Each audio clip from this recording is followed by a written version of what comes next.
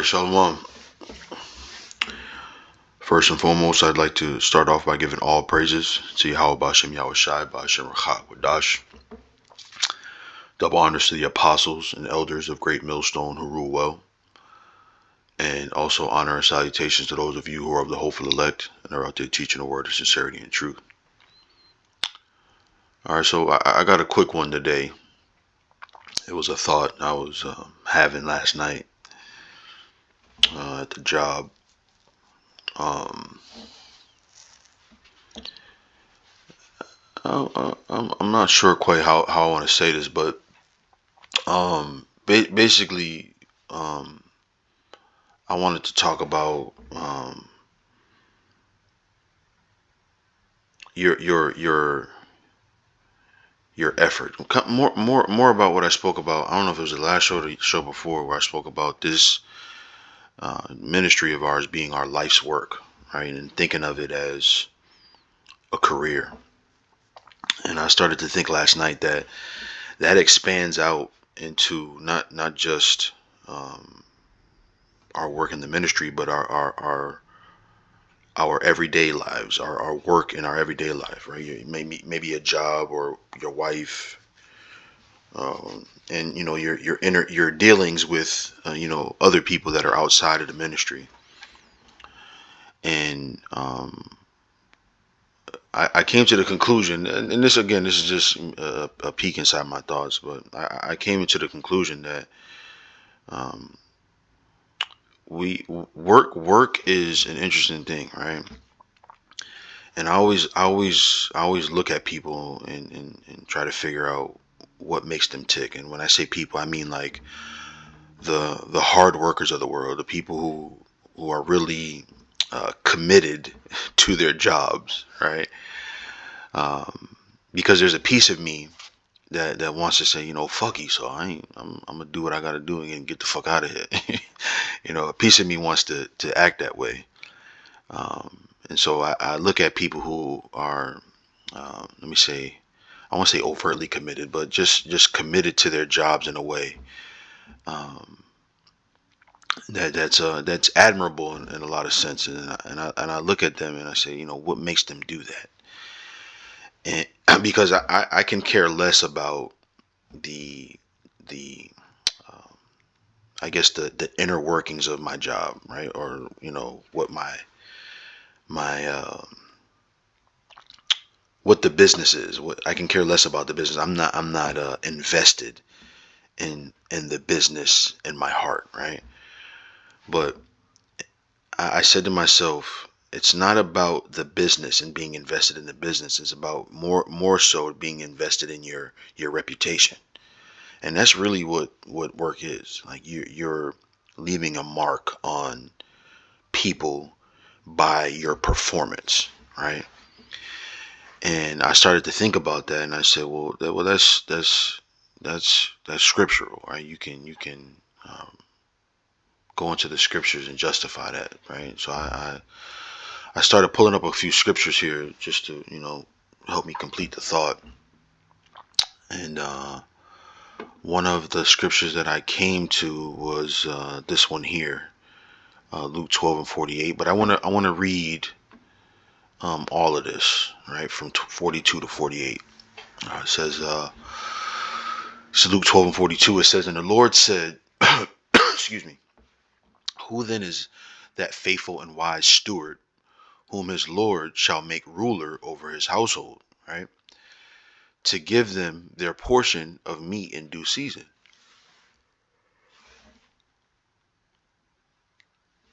Oh, excuse me. Blessed is that servant whom his Lord, when he cometh, shall find so doing, right? Of a truth I say unto you, that he will make him ruler over all that he hath, right? But and if that servant say in his heart, my Lord delayeth his coming, and shall begin to beat the men servants and maidens, and to eat and drink, and to be drunken, the Lord of that servant will come in a day when he looketh not for him, and at an hour when he is not aware, and will cut him in sunder, and will appoint him his portion with the unbelievers. And that servant which knew his Lord's will and prepared not himself, neither did according to his will, shall be beaten with many stripes. But he that knew not, and did commit things worthy of stripes, shall be beaten with few stripes. For unto whomsoever much is given, right? And here's my point here.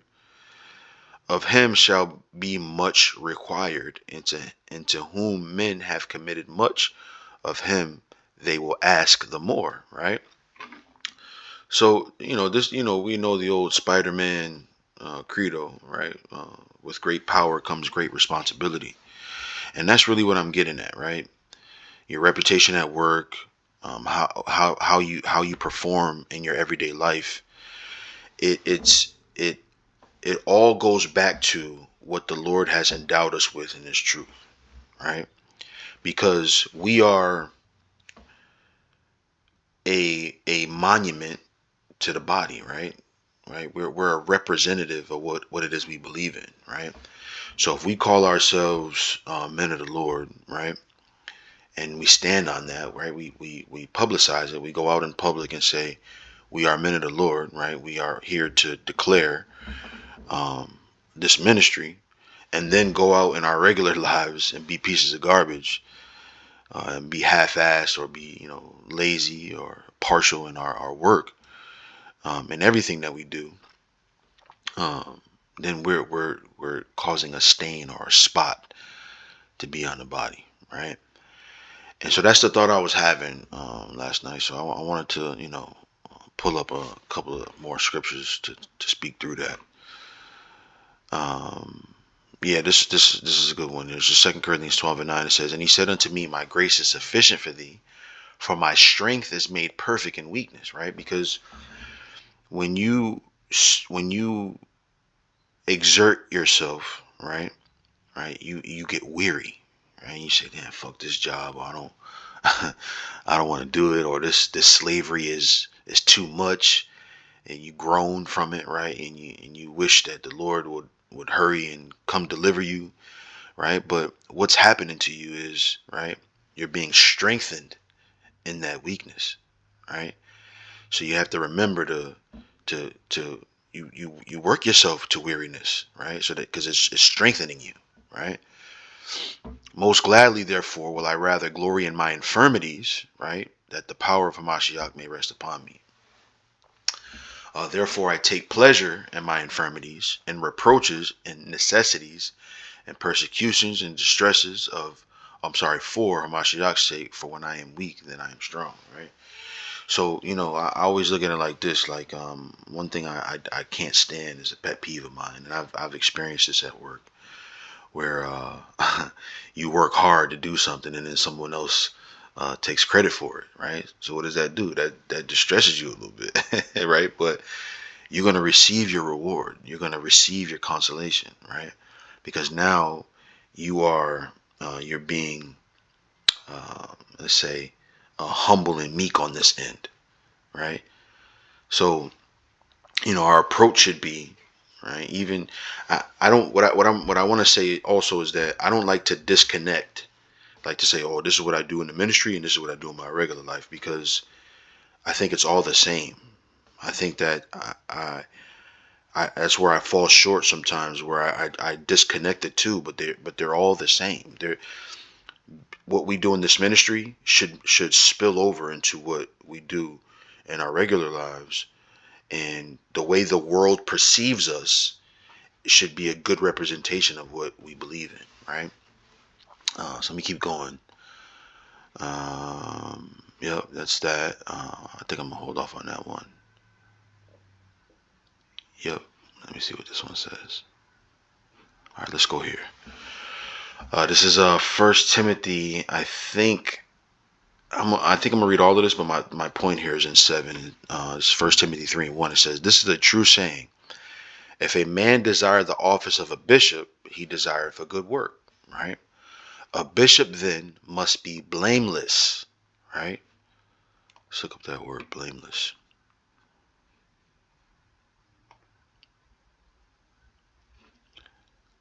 Anepilapetos. Strong's G 423, anapileptos, Anapileptos. Anapileptos. That's to say blameless, unrebukable, right? Not apprehended, that cannot be laid hold of, right? That cannot be reprehended, not open to censure, irreproachable, right? Right? Look, so this expands on it a little bit. Wow, that's not arrested, right? By implication, inculpable, blameless, unrebukable, right? And so I wanted to look this word up. I don't know what this word means.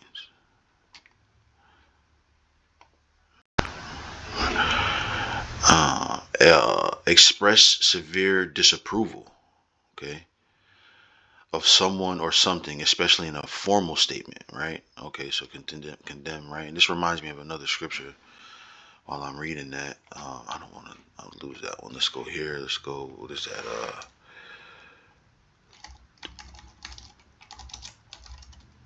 Uh,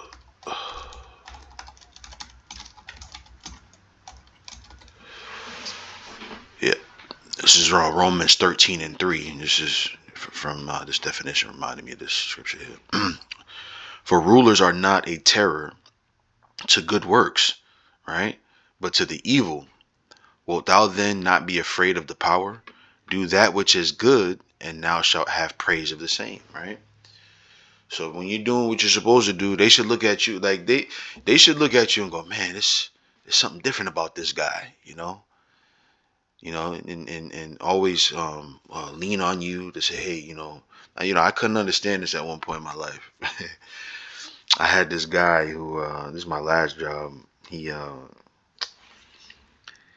He would always we'd be in meetings and he'd be just looking at me. Then I catch him looking at me like, God damn, motherfucker, like the fuck you looking at? And this dude, which is funny, he ended up being my boss, and he would have a direction that he wanted to go in, but he'd always like pull me in and go, hey, what do you think about this, and so forth and so on. And I couldn't understand, like, damn, nigga, you the boss. I'm I'm looking for some instruction from you. You know what I mean? And so it took me back a little bit, right? And I spoke to the elder about it, and he said a lot of the things that I'm saying now, right? Which is, he can see something in you, right? And so again, you're a representation of what you say you believe in, right? You're a representation of the scriptures. You're a representation of the Lord Yahweh Shai. You're a representation of your nation, right? We can go back as far as I have to look this up again, but your surname, right? People would ask you like, who are you? You would say your name, and then you would say son of said person, son of this tribe, and so forth and so on, from this area. And they go, oh yeah, I know your people. Y'all are good stock. And how do they come to that conclusion? They come to that conclusion based on your behavior, your performance, right? So it's not just about uh, showing up on camera, right? This ministry should spill over into your everyday life, right? So let's keep going. Right. So it says not arrested. So again, that brings me back to that scripture, right? Because I got a friend in the world, or he's more like a family friend, like a we got play cousins or what have you. Um, we had, I don't know if he was with me and I got pulled over. I was telling him a story about being pulled over, and he said to me, I don't know how you could be so calm. He said, well, I ain't do nothing, nigga. So you live your life a certain way. You don't got to be worried about looking over your shoulder whether or not the police is coming to get you. If anything, the cops gonna get me for is because I'm teaching this truth, or the authorities. I'll say, not necessarily the cops. I don't know how they're gonna do it, but the scriptures tell us in Second Ezra. Actually, let's go there. Second Ezra, I think it's 16. Second Ezra 16:70.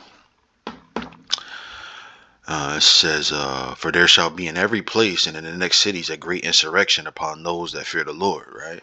So they shall be like madmen, sparing none, but still spoiling and destroying those that fear the Lord. So there's going to be somebody that come. Somebody, the authorities are going to send somebody.